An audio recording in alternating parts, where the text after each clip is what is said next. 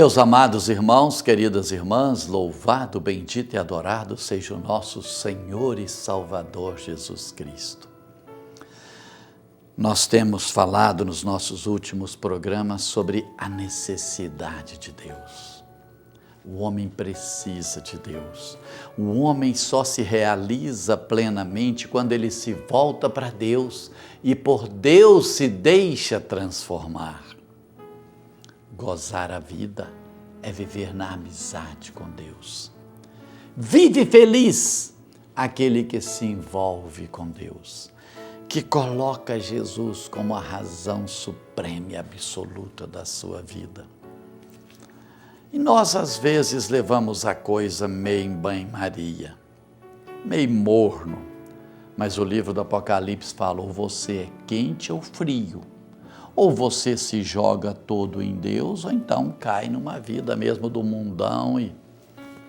Porque a pessoa que quer ser de Deus, mas não quer largar o pecado, não quer largar a vida de prazer, as noitadas, as farras, ele é um contra-testemunho, ele faz um mal muito grande, porque as pessoas olham e dizem, ele fala de Deus, ele faz palestra nos encontros, e no entanto, olha lá, está saindo com a amante, está fazendo isso, está fazendo aquilo. Então, hoje a gente observa que muita gente fala de Deus, muita. Você liga a televisão de madrugada, quantos canais você vai vendo, aquele monte de gente falando de Deus. Nunca se falou tanto de Deus como hoje. Você vê programas em cima de programas, mas não basta saber de Deus, não basta saber que Deus existe. Saber que Deus existe, o diabo sabe. É mais do que isso. Conhecer a Bíblia, o diabo conhece e citava a Bíblia de cor para Jesus. Não é só conhecer a Bíblia, não é só saber que Deus existe, que Deus nos ama, não é só isso, é preciso mais. Você observa na tentação de Jesus, o diabo citava a Bíblia para ele, não está escrito naquele seu livro, que você vai pular lá de cima e os anjos aparam, pula para a gente ver se é verdade, vamos ver se é verdade. Usava a palavra de Deus. Então, é mais do que isso. E hoje a gente observa que existem muitas pessoas que falam, que chega lá e fala de Deus, mas é preciso mais, sabe? Existem muitos falsos profetas, ou seja, que a gente chama assim, pregador levita. São pessoas que vão ali falar e cita aquele monte de coisas, aquele monte de pensadores, filósofos, não sei o quê, teólogos, aquele monte de coisa. Mas é preciso ver mais do que isso. E eles citam, estudaram, fizeram doutorado, mestrado, fizeram não sei o quê, aquele monte de coisas. E vão falar e as pessoas falam, nossa, que conhecimento que ele tem, nossa, como ele conhece, nossa, como que ele fala bonito. Aí alguém fala assim, o que foi que ele falou? Eu não sei não, uns negócios bonitos assim, chique mesmo. Mas o que foi? Eu não sei, mas é bonito. O que adiantou aqui? Nada, nada. Existem os profetas. O profeta é alguém que Deus chama, leva para a sua intimidade. Curte esse profeta, trabalhe esse profeta. Depois pega esse homem e empurra morro abaixo em direção ao povo.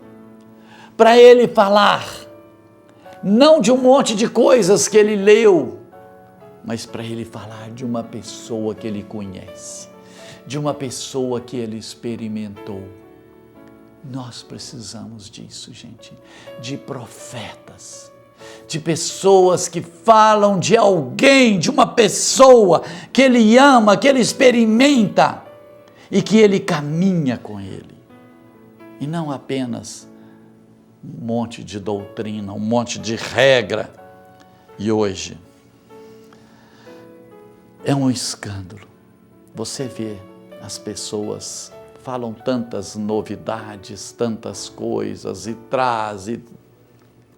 E você vê um povo faminto, sentado ali aos pés da mesa do Senhor, e não são saciadas, porque se fala tanta coisa, mas não se dá Deus para o povo, não se dá Deus. E o homem não será saciado enquanto não experimentar da fonte de água viva, do próprio Deus. Enquanto ele estiver escutando novidades, só palavras bonitas, existiu agora uma nova não sei o quê, agora estão dizendo que é isso, agora mudou, agora é isso, e tantas novidades por aí, o coração continua sedento de Deus, ardendo de desejo por Deus. É preciso que o Espírito Santo de Deus toque esses profetas, para que a sua palavra desperte nas pessoas um desejo, uma fome cada dia maior de Deus. Seduziste-me, Senhor, me deixei seduzir. É essa sedução por Deus que nós precisamos. Eu quero é Deus, eu preciso é de Deus, eu tenho fome é de Deus, e não de um monte de doutrina, de ensinamento. Eu quero é Deus. O povo precisa de Deus. E as pessoas não são alimentadas, porque tem um monte de coisa, e daí vai ali, participa, fica ali, mas volta a mesma coisa para dentro de casa, sem ter alimentado de nada. Um homem, ele é um eterno insatisfeito. Dentro dele fica um vazio, porque o homem foi criado por Deus e para Deus. E o nosso coração tem um formato de Deus. E nós não seremos saciados enquanto não bebermos dessa fonte de água viva que é o próprio Deus.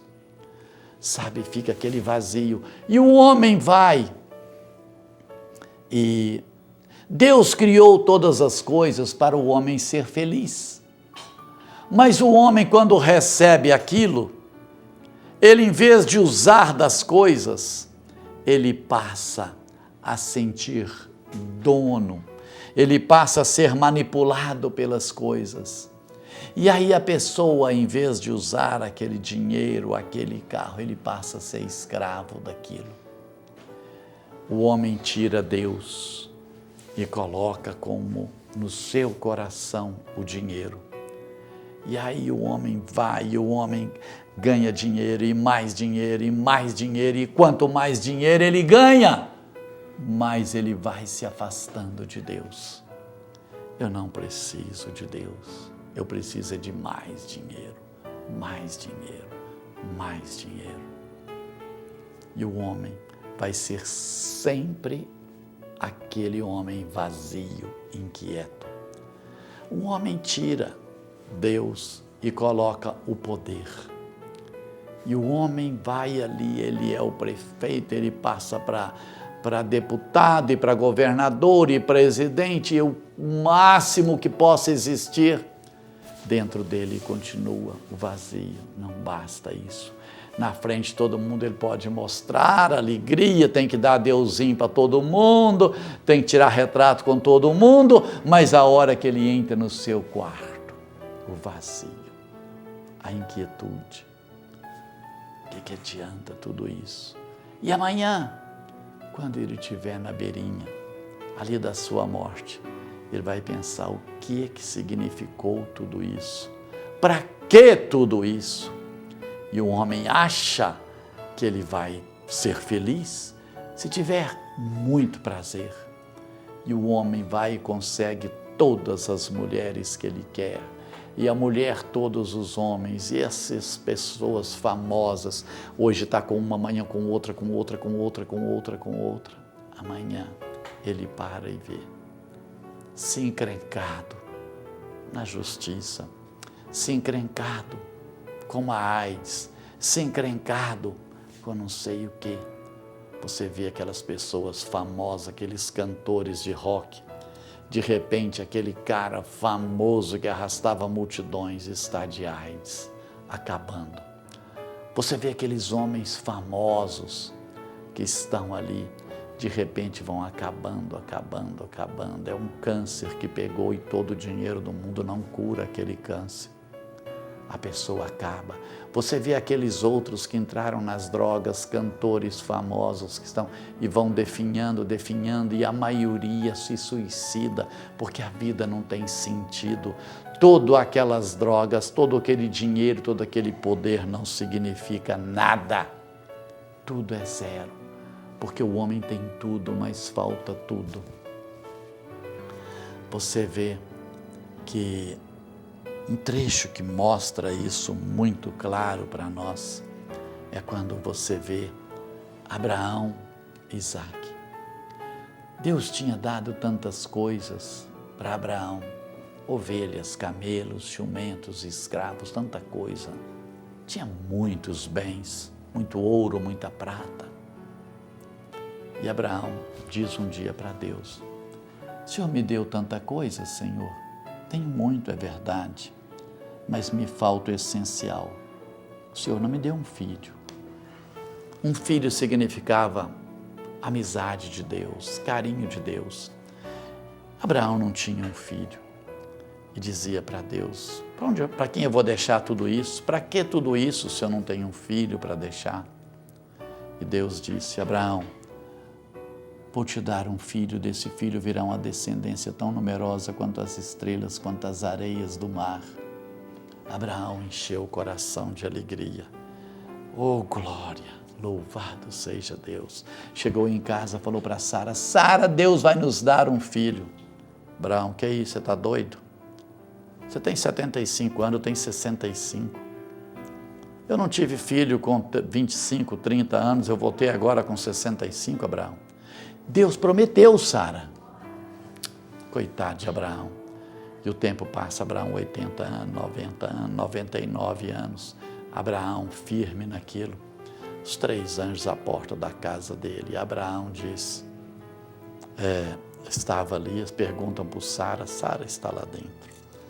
E o anjo disse: o ano que vem você vai estar com o filho nos braços. Sara de dentro riu e falou: aqui era um doido, agora é 4. Como eu vou ter filho com 89 anos? No ano seguinte estava Abraão e Sara com o menino nos braços. E o coração de Abraão ardia de amor por esse filho. E o filho crescia. E o filho estava ali, ele colocava nas almofadinhas o menininho sentado, o menino começa a andar, Abraão dá a mão ao menino e caminha com o menino, dali a pouco ele começa a brincar com o menino, ensinando arco, flecha, dali a pouco o menino já um pré-adolescente cuidando das ovelhas, e o amor de Abraão por esse filho era tão forte, tão grande, que chegou numa área perigosa, o terreno da idolatria, que ele crescer tanto aquele amor, e Deus falou: é preciso que eu faça uma cirurgia no coração de Abraão. Abraão, pega seu filho que você tanto ama, vai ao Monte Moriá e me oferece esse filho em sacrifício. Abraão: como? Como é possível? Deus prometeu, desse filho virá uma descendência tão numerosa quanto as estrelas, quanto as areias, papapá. Se Deus pedisse a minha vida, seria tão fácil, mas do meu filho. Abraão passa aquela noite. Era preciso, sabe, fazer um transplante ali naquele coração. E Deus, então, Abraão passa a noite inteira pensando. No dia seguinte, ele pega 2 escravos, Isaque, fechinho de lenha, e vão ao Monte Moriá. Deixa os escravos lá embaixo com os jumentos. Abraão sobe. Quando chega lá em cima, Abraão com o coração despedaçado, Isaque diz: onde está a ovelha, pai? O Senhor proverá. Amarra as mãos de Isaque, uma venda nos olhos, leva o facão, o anjo: não toques em Abraão. Deus apenas queria fazer um transplante, que você tirasse Isaque do primeiro lugar na sua vida, já que você provou que ama mais Isaac, mais a Deus do que Isaac. Toma seu filho, ama profundamente o seu filho, mas nada, ninguém, nada acima de Deus. Toma, usa. Isaac é seu filho, ama Isaac, ama sua esposa, ama seu marido, ama seus filhos, ama seu trabalho, ama tudo que você faz, mas nada pode estar acima de Deus. O primeiro, o número 1 na nossa vida, só pode ser Deus. Fiquem com Deus, até nosso próximo programa, se Deus quiser. Em nome do Pai, do Filho e do Espírito Santo. Amém.